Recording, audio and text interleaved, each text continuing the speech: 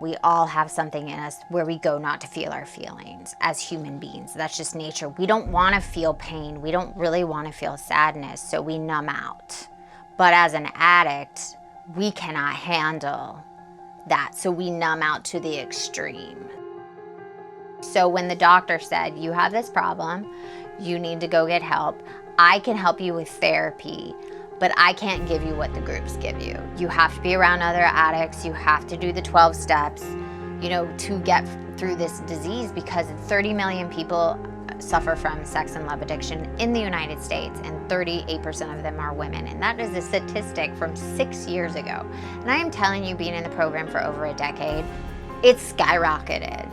With social media, with the availability of porn, people are going into fantasy. They're swiping left and right, always looking for that person to complete them, going back to unavailable people, like wanting that toxic relationship to work.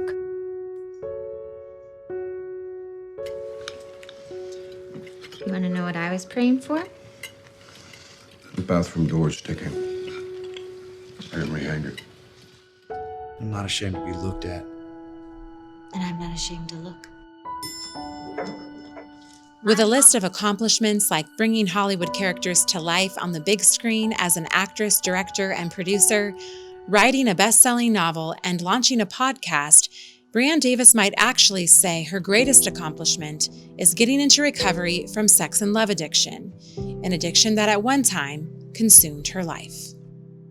When I look back after all these years of recovery, I see key moments that happened in my life. I had this moment in 6th grade, and I was madly in love with this boy. I was like obsessed with him, and he didn't act like I existed. We were friends, but he, didn't really give me the time of day. And one morning, I heard through the grapevine of, the classrooms that he was with my friend. They were boyfriend and girlfriend now, and everybody was talking about it in the school, and my heart was like ripped out of my chest. Like I wanted to, in homeroom, just break down and cry. I'm even like getting emotional now because I remember it's like that first crush, and your friend is with him, and she knew I liked him. Everybody knew. You could see it on my face. I just remember sitting there like, you can make it through this day. You can make it through this day. So I just held it in, and I remember walking to the bus and being like, just get on the bus and get home. Like, you're gonna be okay. And it was just the hardest day. And I walked out to the bus, and my group of friends and everybody circled around me, and they yelled, "April Fools!" And they played an April Fool's joke, using my crush as a joke. And I remember from that moment, like, something switched in my head, was like, I'm never gonna let anyone get one up on me ever again. Like, I'm never going to show my heart to anyone. Because I wore my heart on my sleeve. I was a very sensitive kid. I would feel everything, and at that moment I just hardened. I think I just hardened to the core. Like, I'm going to have power and control over every single person. And later I just realized, like, wow, that was the moment. That was the moment that I wanted to destroy every guy I was ever with, and I wanted to destroy every girl. After I got my braces off and like the bad perm went away and all that, you get out of that awkward stage, and I was in 8th grade, and that boy was like madly in love with me. And so I started dating him. He was like my first serious boyfriend. And first of all, if I had any self-esteem, I'd be like, no, I'm not gonna date you. You just broke my heart 2 years earlier. But of course, at that time, I was just happy he was interested in me. But instead, I cheated on him as soon as I could. And that was the moment I felt that rush of power of my sexuality, and being able to cheat on somebody and get away with it and have this dirty secret, and that nobody could take that away from me. And I've been chasing that high ever since.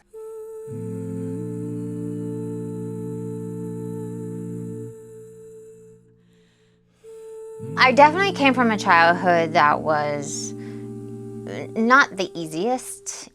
My parents weren't in a happy marriage. So growing up, I always saw that marriage was difficult. There was a lot of fighting over finances, a struggle. So when I looked at marriage, I didn't want to get married. I didn't want to have kids. And I just saw the whole institution as bad. I was a latchkey kid, so I'd come home from school at a very young age. We let ourselves in, and I would just sit in front of the TV with a snack and just go into fantasy all the time. I would play outside and just story tell and talk out loud and talk to trees and act like I was in a different home. I would look in the mirror and act out scenes, and I watched a lot of movies that I shouldn't have watched. I saw sexuality way too young. I saw porn magazines, I saw movies I shouldn't have seen. My favorite movies were Jaws, and I think I saw that at 5 years old, which is probably not the best movie for a kid to watch, you know? And then the other movie I loved watching is Romeo and Juliet.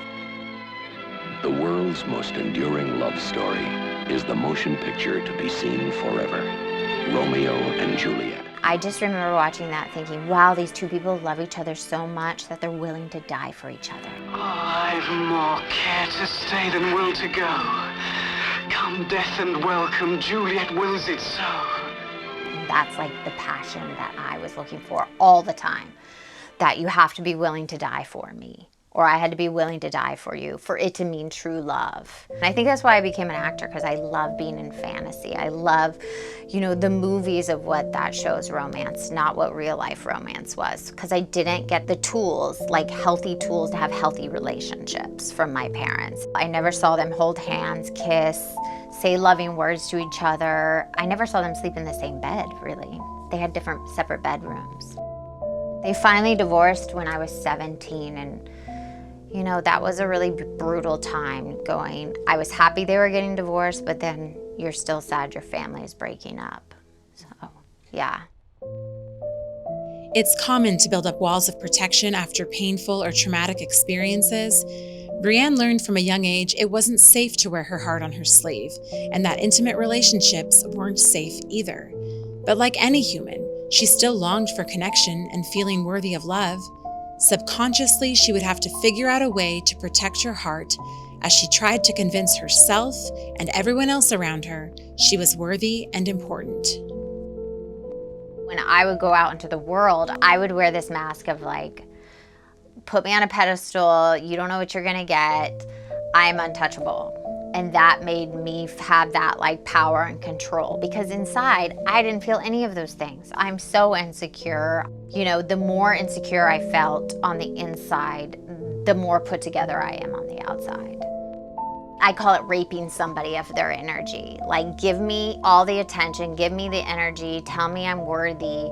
And the moment that high wears off and it doesn't work anymore, then we transfer that energy to someone else. You know, I used to love going out to like a coffee shop and flirting with somebody, just because it gave me that like, that high, that feeling of like, oh, I'm worthy. This person's flirting with me, even though I had a boyfriend at home or I was seeing somebody. So we are always going outside of ourselves, because internally we don't have any self-esteem. We're like infants, I like to say, or toddlers going around being like, love me, give me love and attention. So really, that is the core addiction.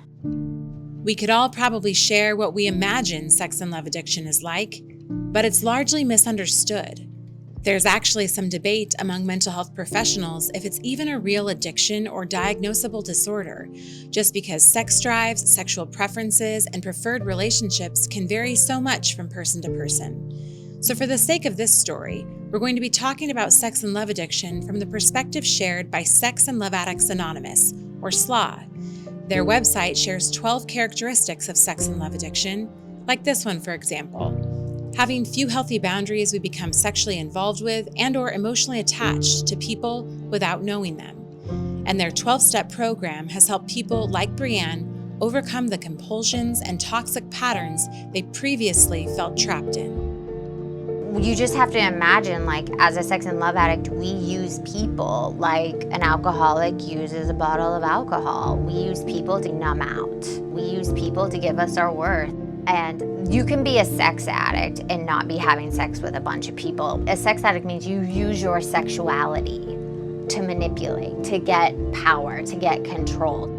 I was never alone. I was never single. I was always in pursuit of a relationship, starting a relationship, getting out of a relationship, and sometimes they'd overlap. But the moment I realized that I really had a problem, I was with a man that I really, really cared about as much as I could care about someone. I liked him as a friend. I respected him. If we weren't together, I'd want to be his friend, because I realize now, looking back, a lot of people I dated, I didn't even like as people. You know, you get with someone and you're like, wait, I don't even like you. Like, you're not, my thing is, if you're not nice to waiters, like, I want nothing to do with you. Like, I just think that's the worst thing in the world, to be mean to a waiter. So yeah, I just realized, like, this person I really love. But what happened is a mentor of mine passed, an acting mentor, and found myself 2 days later on location shooting a movie, starting to like majorly intrigue. And intriguing means it's a bump up from flirting. It's like acting like you're available, not mentioning you have a boyfriend, giving out your number. Like, it's more intense than just flirting. And I was like, oh my God, I'm gonna do it again. Like, am I gonna cheat? Am I gonna start being inappropriate? Am I gonna, like, would my boyfriend wanna see me doing this? If he showed up on set right now, would he, like, all those thoughts started coming in, and I found myself looking in a mirror going, am I gonna be doing this the rest of my life? Like, am I gonna be 80, 85, 90 on my deathbed, never connected to another soul? And that to me was more tragic. And so I was like, it can't be everybody not giving me what I need. Like, the common denominator is me. And that made me reach out to a friend who sent me to her therapist, and I went and saw her. I just said, I don't know what's going on with me. Like, I'm like flirting, and I feel like I'm about to cheat. I feel like I'm gonna like blow up this relationship. And she said 2 things to me. She said, you wear the mask of a high-class prostitute. And I was like, what? I was so offended. I was like, first of all, I have never had a one-night stand. I haven't had many sexual partners, and I've never been paid for sex. And she goes, no, you have a secret, and I don't know what it is. Like, I can't, you're hard to read. And then she says to me at the end, she goes, oh, I know what it is. You're a sex and love addict. And I was like, what are you talking about? And she pulled out the 40 questions, and we went through them. You can go online. It's 40 self-diagnosed questionnaire. It's things like, do you look for someone to fix you? Have you had inappropriate sex with inappropriate people at inappropriate times?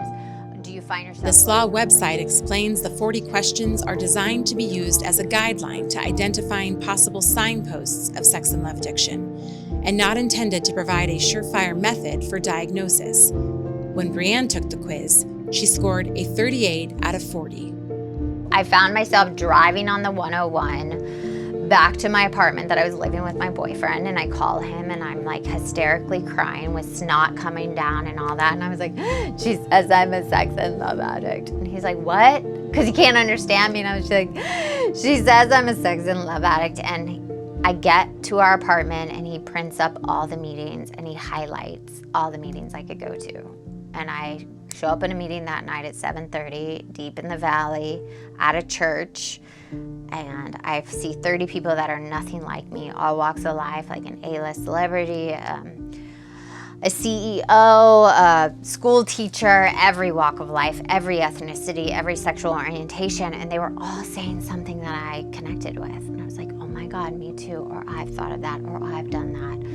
And it was this moment of like, for the first time in my life, I did not feel broken or alone. I was like, oh, there's nothing wrong with me. I just didn't get the tools for a healthy relationship. And that's the journey I've been on for the last almost 12 years.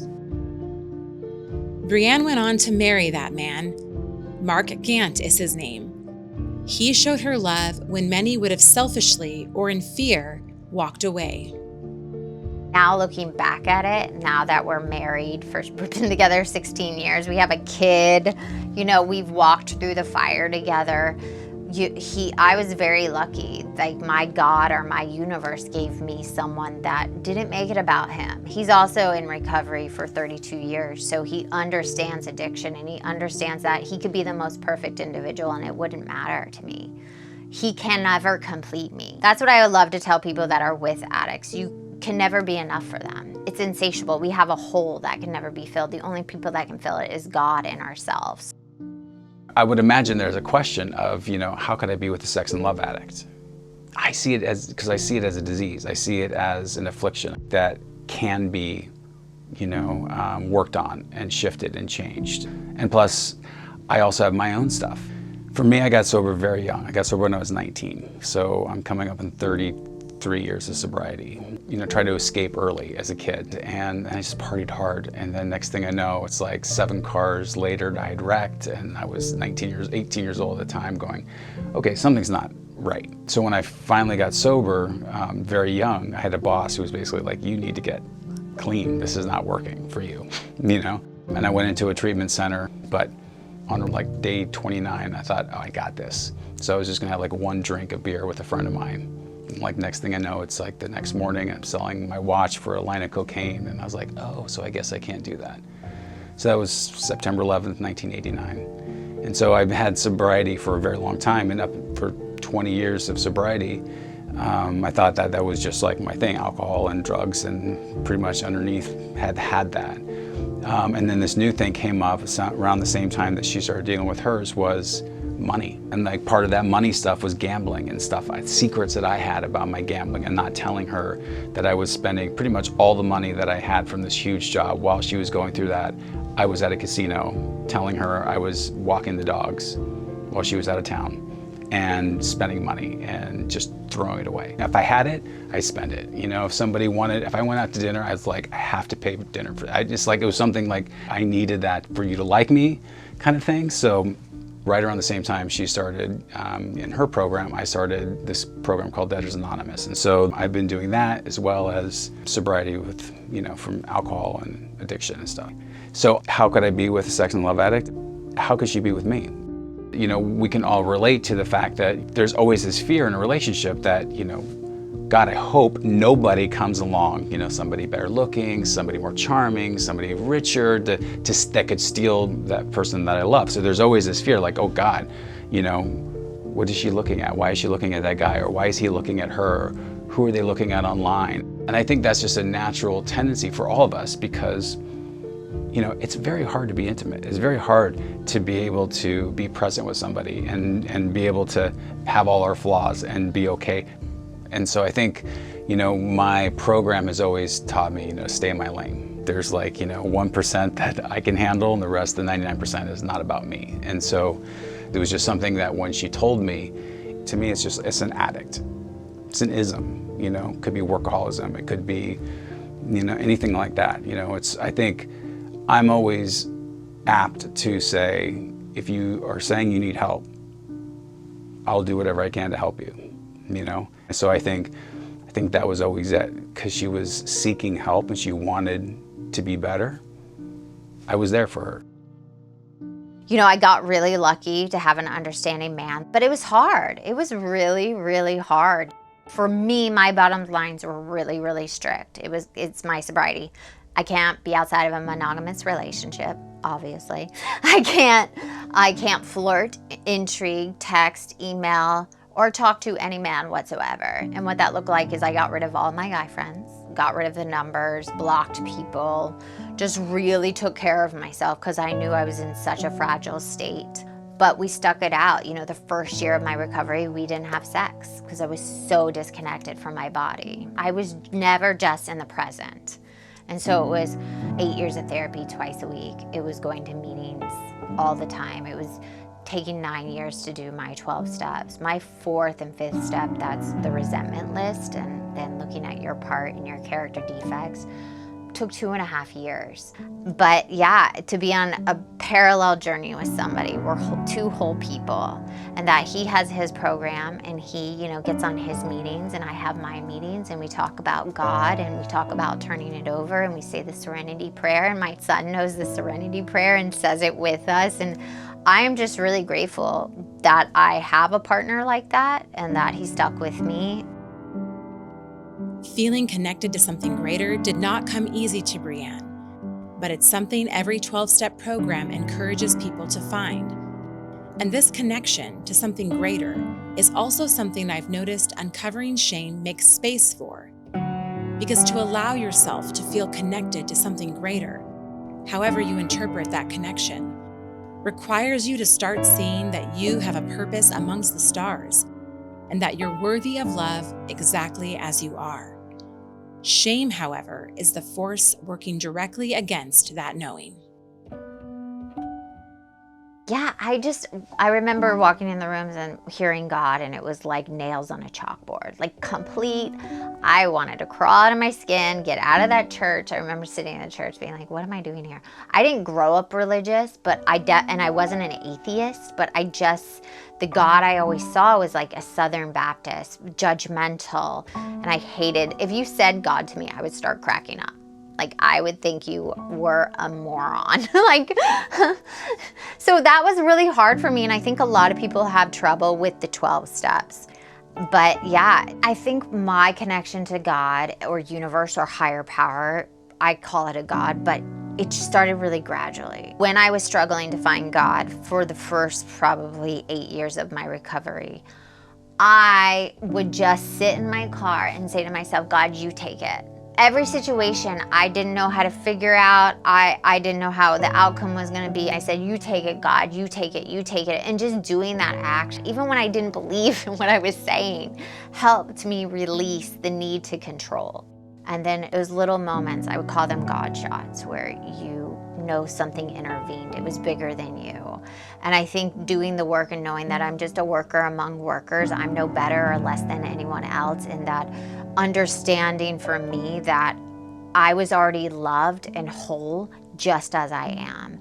And I had a place on this planet that everybody alive is worthy of a place on this planet. I think that's what really helped me doing that work and seeing that through all that trauma in my past and all the bad things I've done, that didn't make me a bad person, and God actually was protecting me. He got me through and gave me the addiction to get through some of the most painful situations, and it just didn't serve me anymore. And I think doing all that work, it got me closer to God, but it was little moments. It was little moments like, hey, please God, I need an answer today. Like, I'm in a lot of pain. And then 2 minutes later, you know, a hummingbird would just come and flutter near me. And it was just like, okay, life's okay. Like, little moments like that really helped me. I know there's a bigger plan in my life. Like, I can't imagine 11 and a half years ago that I'd be having this conversation, that I'd have a best-selling novel about being a sex and love addict in Hollywood, or speaking or getting flown places to speak about being a sex and love addict in recovery. Like, that was not in my universe at all. And if I would have gotten what I wanted, you know, the Oscar, the hit TV show right away when I went to Hollywood, all that stuff, I would be dead. Because once you're getting to that extreme and you're going after that unavailable person and you're stalking them and being able to cheat on somebody, and you do things you would never think you would do, it can lead to that. I 100% believe that I would have gotten myself in a situation where someone would have murdered me. I was in so much pain, because there was a moment I remember driving on the highway going, I'm in so much pain right now. What if I just steer my car into the median and just not here? Like, I didn't want to commit suicide, but I was in a lot of pain where I was like, I just don't want to be on this planet anymore. Like, I'm in so much pain. And God got me through that. You know, so I have those moments, and just writing the book was such a God moment for me. I don't remember writing the book. Like, I do not remember. I never wanted to write a book. I'm dyslexic and ADHD, and I'm an actress, and my husband kept saying to me, hey, there's this writing course. And I was like, what are you talking about? I can't even write a complete sentence. Like, leave me alone. And I wrote the first draft in 45 days. It was like I was just a channel to tell this story about this girl in her first year of recovery, to entertain people, to also educate people of this addiction. Because I do know that every time I started working on sex and love addiction, every book was so clinical, it was so academic, that it was hard for me to understand. And I wanted to write something, or the universe wanted to write something, where it made it very easy for people to understand the disease and go, oh my God, I do that, or my friend does that, or my mom does that, or my dad does that, whoever. So even writing the book was a huge God moment for me. I was doing the Audible, and I was like, oh, this is really good. Like, and my husband looked at me and he goes, yeah, you wrote it. And I said, honestly, I didn't write it. So I don't think it's for me. I think what I'm doing now is to be of service to other people, and that's God working through me. One of Brianne's biggest driving forces in continuing to share her story is to combat the misguided stereotypes of sex and love addiction, and to also sound the alarm for the younger generation, facing struggles with intimacy and connection, perhaps like we've never seen before. When I hit 10 years of my recovery, I was sitting in the room and there's like a 20-year-old, a 19-year-old, a 21-year-old, not able to connect. And everybody that was coming out as a sex addict was all men, cheating on their wives, getting caught, and going to sex rehab. And I was so sick of that narrative. I'm like, first of all, a lot of women have this problem. Second of all, a lot of men are love addicts, and we need to like stand out and say, hey, look at me. I've had this problem. I don't have it anymore. I'm on the other side of it. I'm in a healthy relationship. And I'm not saying everybody needs to get married. You can date, but there doesn't need to be secrets and lies, and there should be clear communication. And I think, you know, with social media and porn's fantasy. It doesn't talk about what a real healthy relationship looks like, that sex is just a part of it, that there's a lot of work in a relationship, there's a lot of compromise, there's over communication, there's, you know, showing up for your partner when you don't want to show up. We do not make that available to young kids. And then now, with social media, you know, Instagram, the filters, portraying their outsides instead of what's actually going on their inside, and thinking if you find that person, if you find that perfect person, that they'll complete you, instead of being present and saying, hi, nice to meet you. You can go online, you can become whoever you want to be. Then you meet the person and see that they're a flawed human. So instead of being okay with this person being a flawed human, because you're a flawed human, instead, you then go back to the app and thinking, oh, but what if I'm missing out? What if there's a better person for me? And nobody sticks it out. Nobody sticks it out and says, okay, this is human to human. We are both flawed. We both have insecurities. And no one wants to go through that. You told me about it in the kitchen, and I just was like, can I hug you? And I just hugged you, and I'm like, oh, like, I thought that was such a beautiful moment between us, because it used to be hard for me to see when you were down, Right. because I didn't want to see you're the rock. Right. So Mark can't have a bad day. Mark can't be hard on himself, you know, like 10 years ago. And instead it was like, oh my God, let me give you a hug. Yeah, that was a really beautiful moment. It was a beautiful moment. Oh, good kid. That was a beautiful moment. I felt it. I felt myself like open up and be like, let me comfort you, because don't be mean to Mark. Yeah. You said, can I give you a hug? Yeah. And I said, yeah. It was really beautiful. Oh, I'm gonna cry. Okay.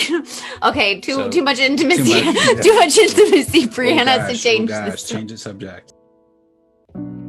It does take a lot of work to own your story, your insecurities, and toxic behaviors.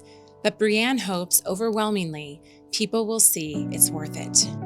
I vow to let go. I had this moment where I was like, oh my God, I am my own soulmate.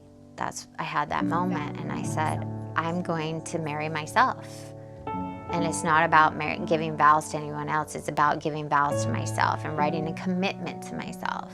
And what would that look like? What would I honor and obey for myself? You know, honor self-love and self-care and all that stuff. So, you know, I had a moment where I decided to put on a dress and go outside and marry myself and just recommit. Because I felt like for so long I didn't love myself for the longest time. I always looked outside with my career and being an actress and becoming other characters and looking for the next boyfriend and all that exhausting things that I did. But I have to tell you, my life right now, there's so much freedom. I am not run by my emotions. I am not run by getting the attention. No one penetrates my inner core, if I can explain that. That is what me and my God have done for myself, and no one can take that away from me. I will go on my deathbed with this self-love, and that is the most freeing and empowering thing, especially as a woman, that you are not run by anything outside of yourself. And I've never felt that before, and I've never felt that whole. And listen, I'm a work in progress. Some days I have really great days. Some days I have low self-esteem. I still have that voice sometimes in my head that's like, you're a loser, you're not enough. And I hear it repeat, and I'll say to my sponsor, I'll say to my husband, and I'll say, the voice in my head is telling me I'm a loser, and I know that's not true, but all I can hear is that. But it's like, I have the tools now. I jump on a meeting, I call someone, I ask for help, because I know that voice is not real. And that is like, I can't tell you, my life is so much more beautiful. And I really just want to help other people and know that you're not alone. And if you're in a bad relationship and you can't get out and you keep going back, or you keep going into relationship to relationship, looking, swiping, all that stuff, there is a way out of that insanity.